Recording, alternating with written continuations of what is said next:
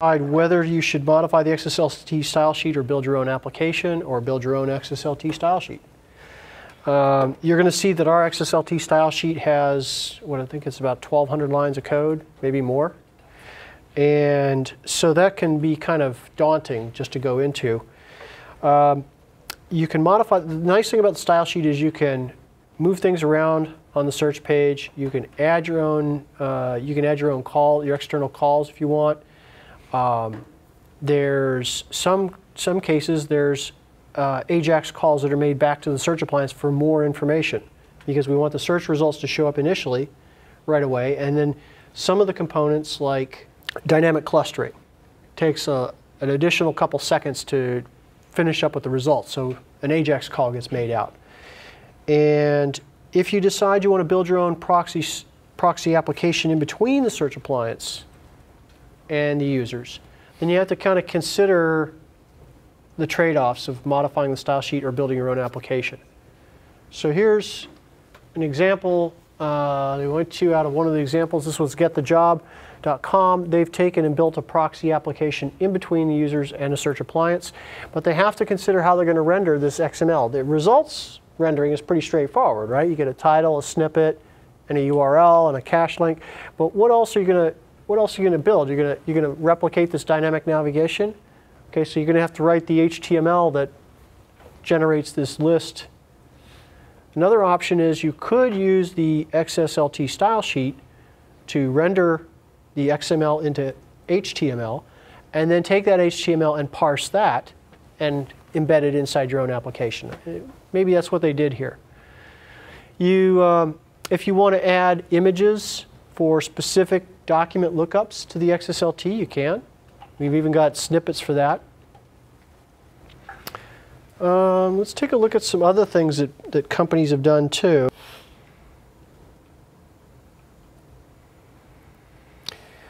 There's a third-party, there's a partner of ours. They allow you to provide,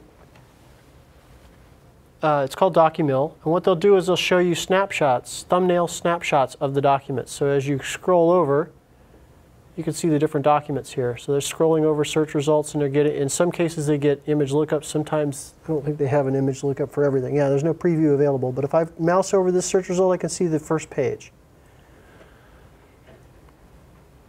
It's a nice feature. Obviously, the company, the partner that's doing this has had to write some Xslt to.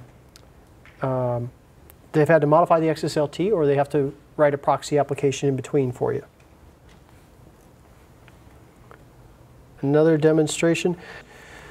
Here's what it looks like to have. You run a search on, say, a location, and here's the various individual sites that show up. And this is an embedded map search. And they've modified the style sheet with graphics here for it. Getting dynamic navigation here on the left. This is available out of the box, but this portion's been built in there as an Xslt add-in. And then if you guys haven't seen dynamic navigation yet, but if you click on one of the search results here, in this case, this example will take you directly to that map result.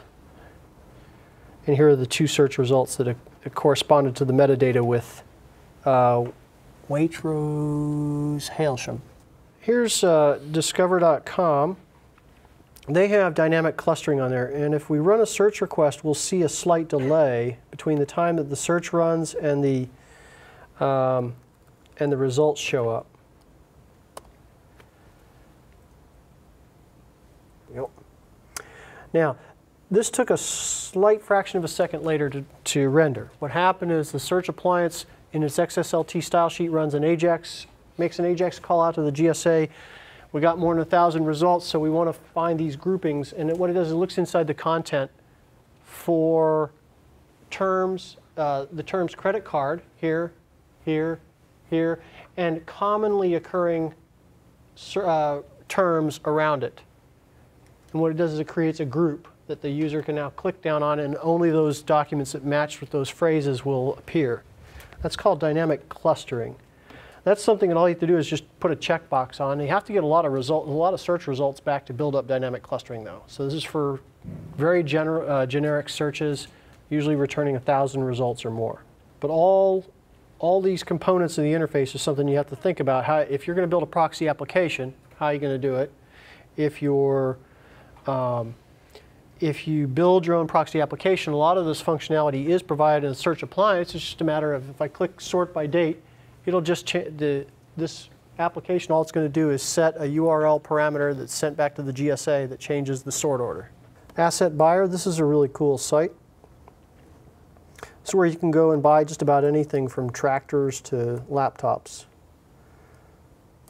So if I run a search for tractor, and they got lots of metadata searching, and they've got good metadata as well. So they have dynamic navigation showing up here. You click on a search result. Now this is a proxy application. It's not going directly to the GSA. So if a user clicks on one of these search results, you want to send that as a request back as if the user had clicked on a dynamic navigation on the GSA. And so they have to write that HTML that functions just like the search appliance. Other option, again, you could apply the Xslt style sheet, generate HTML, and parse the HTML. So there's an Xslt server on the search appliance. It supports Xslt 2.0 and XPath 2.0. If you're familiar with modifying Xslt, this will make sense to you. These are the languages that are supported for the Xslt. To modify the Xslt, click on Edit the underlying code. If you want to restore, you just click Restore Default. This will bring you back to the original style sheet that the GSA ships with. It's recommended that you export the code and then also run a test on it with a tool like XSS test to avoid cross-site scripting. Inside the Xslt, you've got XSL code. And you can set variable names. You can specify the background colors, the text color, link color, a lot more detail than you can with just the page layout helper. Still kind of on the, what do you call it, the aesthetics. You can specify the key match text, what color the key match shows up as, synonyms text for related queries, showing meta tags, which we already modified and we saw the change. Some useful examples for modified processing include using the file name in the URL instead of the title tag. You could change the file system to an SMB URL. So if you're going to crawl file systems, you'll be using SMB as the protocol, simple message block. Well, those SMB URLs may point without UNC path names. So if you want to have a user click on a Word document, you want to see that little pop-up that says, hey, do you want to download the doc or do you want to launch Windows? You can change the URLs to be UNC path names. You can add images to results. This is useful for little thumbnail views right down along the left.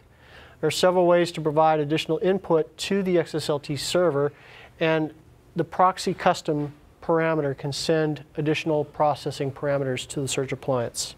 Another one is if you want to add metadata to the results when they're coming back, saying look for the meta tag, MT tag for metadata. And here you can substitute in the metadata name, and you can specify an escaped URL. And here's its height and width, and there's the value of the tag, the value of this meta tag. So if you want to have an image added to each search result, you just have to add an additional meta tag field to the documents when they're indexed that points back to the image on the web server. Okay, so this image would have a URL to it. My front ends. Edit. So I go to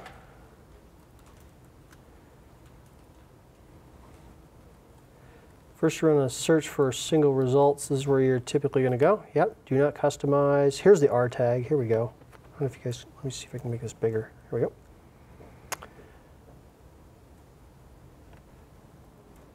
Here we go. Here's the R tag. So All this code is processing a single query result. Some of it's well documented, some of it's not. Here's the stripped URL.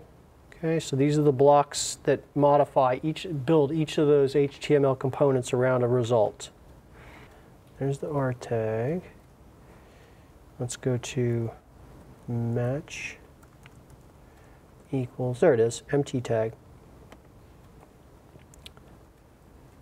So in our case, we would have to add additional code in here to do that lookup on the name.